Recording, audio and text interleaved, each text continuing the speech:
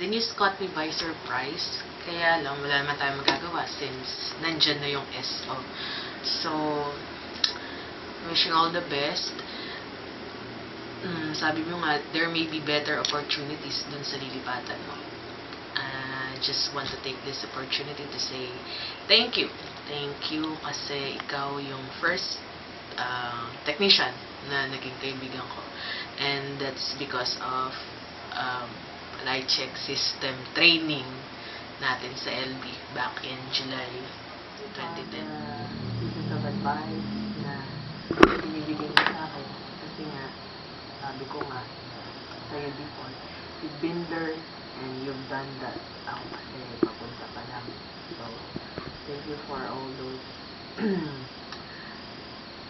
words of wisdom. Kung may wisdom ka nga talaga.